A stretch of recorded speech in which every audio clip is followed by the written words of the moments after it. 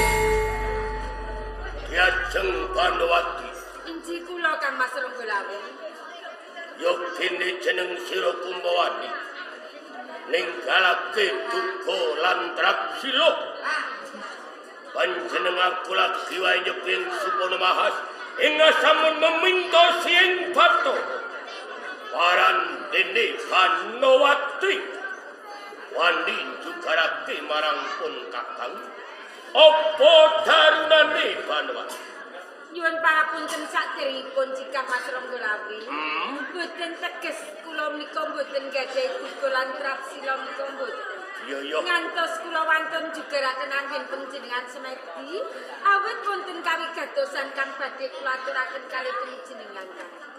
Dur apa wigatine maragake matura Banowati?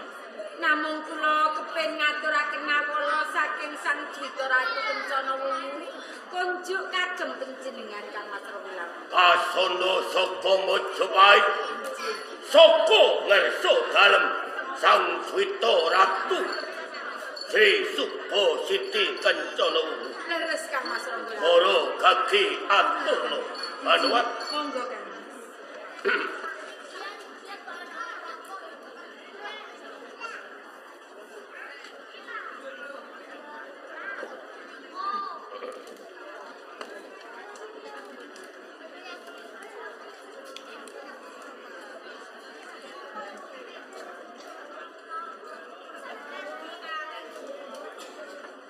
Majapahit Dwita Ratu Sri Supa Siti Kencana Wungu.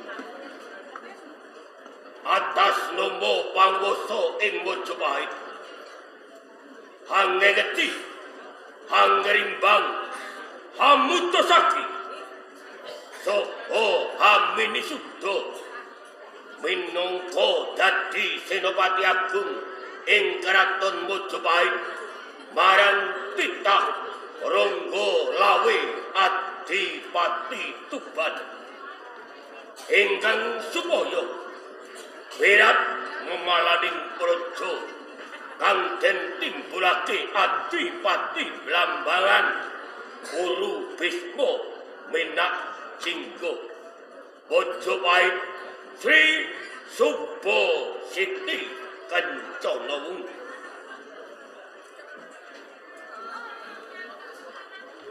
Anwat Kang Mas Ronggolawi.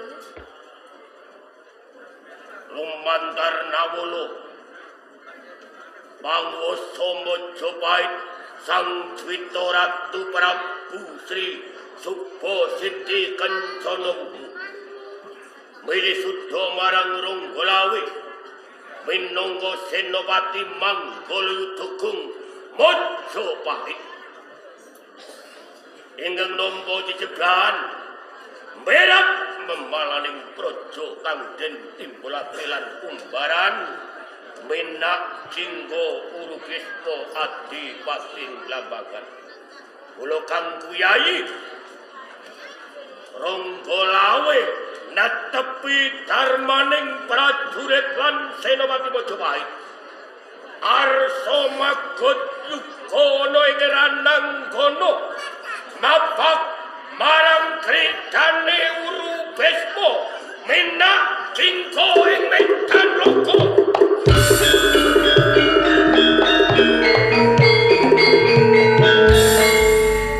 Kang Mas Ronggolawi. Yayi Ganowati Menawi panjenengan badhe matik senopati. Ngabasa prang mensah Guru Bisma Minak Jinggo. Kadosé kula awel lan kula kawratan sanget Kang Mas. abot dasare opo Ganowati? Pun kula kemutanake kula nyupen wau dalu Kang Mas Ronggolawi. Oh. Kang Slira ngipi kepiye Ganowati? Kula saking lungguh kula panjenengan lan kula nembe kemawon lomban putri tengah sampun kula titih bae. Nanging boten ngertosaken paraning tiyang. Lajeng boten mbak ingkang ageng sanget. Saito kala wau golek elokipun Kang Mas Ronggolawi. Menawi kula menika saged dipun slametaken. Nanging menawi panjenengan rumas kula dalem wonten ing tengah samudra. Ronggolawi kendut ombak ing samudra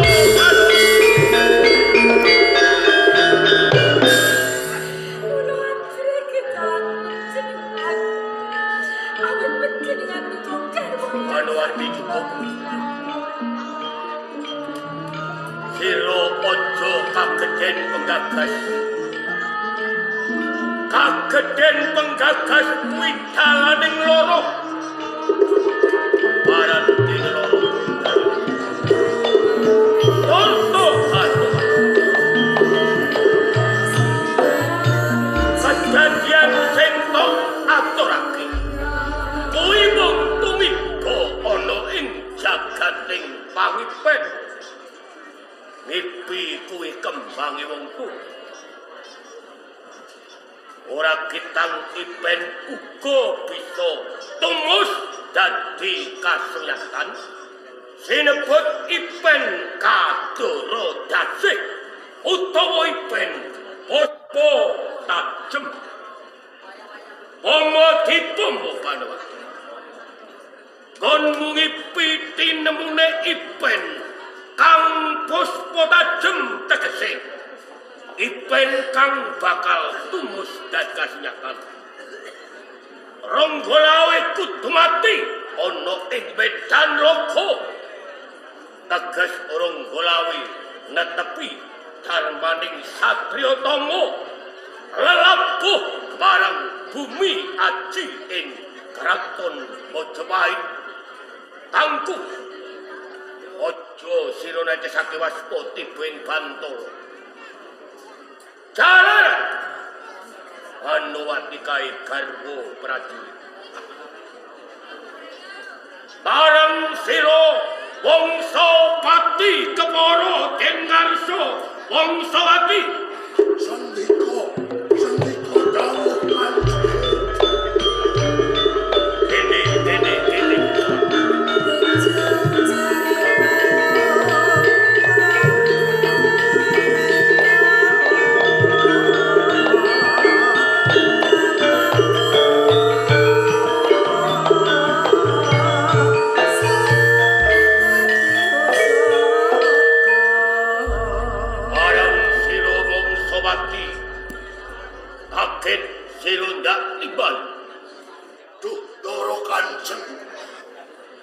Kanjenge Adipati Ronggolawi pindha sinambreng gelap tinubru ing sima bebasan kageting manah kula mboten saged kula gambaraken Kanjeng umpami abdi dalem kula penongsong Wangsawati anggadhahi kalepatan pidana menapa ing badhe kapatrapaken kaliyan kula boten badhe swara mongko Kanjeng Wangsawati Kanjeng Adipati Ronggolawi sira aja kaduk ati kajron ing panampa panjenengan nimbali marang Wangsawati ora karana jeneng sira darbe luput marang panjenenganku babar pisan ora Wangsawati nanging ndadekno kawruhmu menawa panjenenganku Adipati Ronggolawi sinampiran Sekar Puspita Rinunci agelar Senopati Agung ing Majapahit ingkang bakal mberat memalaning praja kang den tuwake Adipati Blambangan Uru Bisma Winasinggo panjenenganku arsa magot yudha ana ing ora Mandaluyuda kanggo aku ngersake marang sira mara kake Wangsawati bedol song-song Kyai Tunggul Naga Wangsawati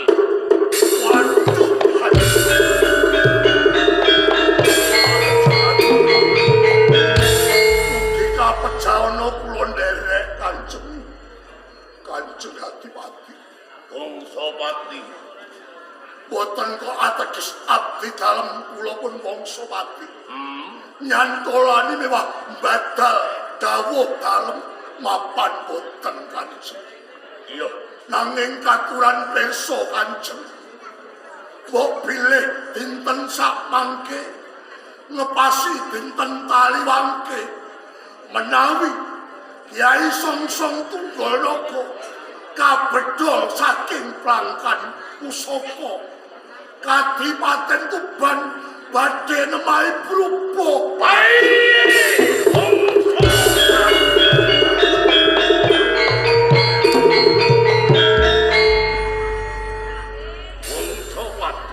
Kanjeng Adipati Ronggolawi aturira ngemaci wawala uga waling leluhur lan pepunden ing Kabupaten Tuban sambung kahanane Kyai Tunggul Naga apa meneh ngepasi dina taliwangke lamun to Kyai Tunggul Naga betul saka Plangkan bakal nemahi brupuing Kabupaten Tuban nanging Wangsawati Ronggolawi wis sinampiran gelar Senopati Agung ing Majapahit ora bakal nyulayani dawuh mula kang saka kuwi wal saka pepacuh lan wewaler leluhur ana ing Kabupaten Tuban sambung kanane Kyai Tunggul Naga mula kang kuwi mula kake tindakno betul Kyai Songsong Tunggul Naga tindakno Wangsawati menawi kepareng kados kabeh kepareng tambahin Kanjeng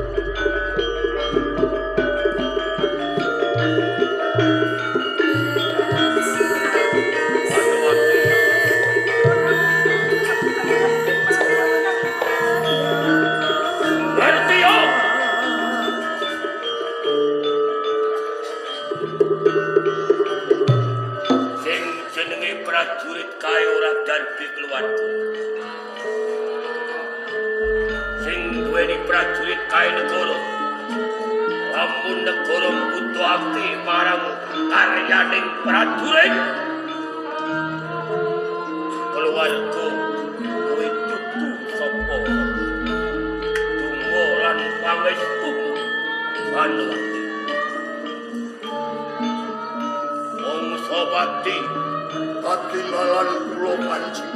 Senopati Ronggolawe arsa mangsah yudha ana ing ora Mandala Yuda tungkol Kyai Tunggul Naga tak ademane uru wesku minang Cingguwara.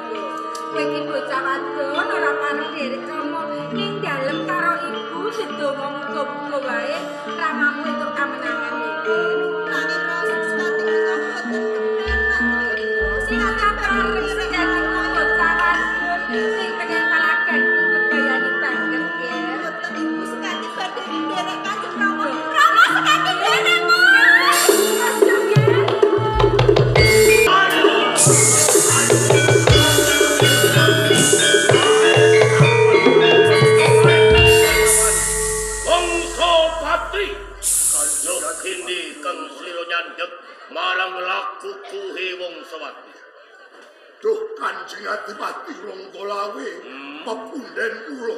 Yo, Tindak dalem hanyarengi wonten sawer ingkang medhot margi Kanjeng. perlu.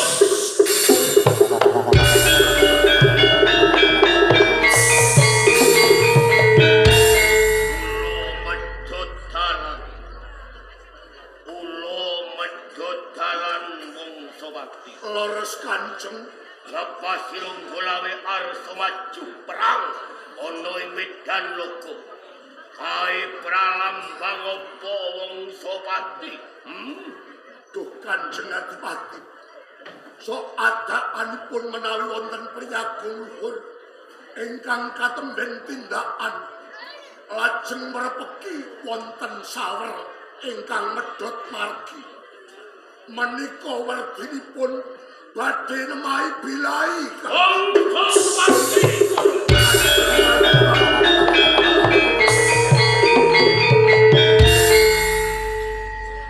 Prajurit netepi marang sumpah.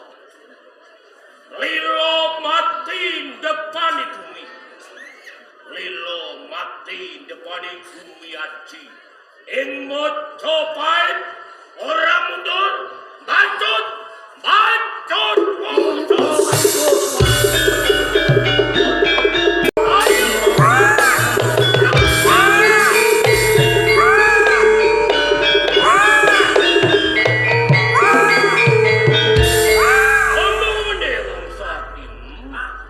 Kanjeng Adipati, cobi kersa panjenengan dulu wonten ing sak ngarsa panjenengan.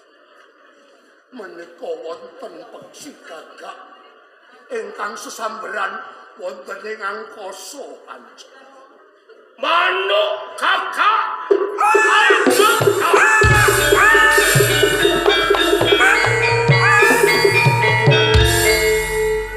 Kakak sesamberan rasane kaya ngawi-awi marang aku Wongsopati.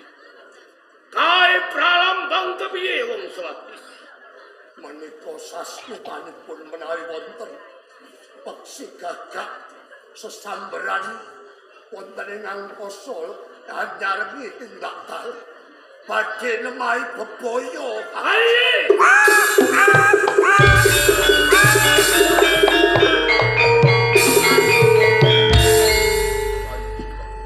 Ngadeg Wongsopati.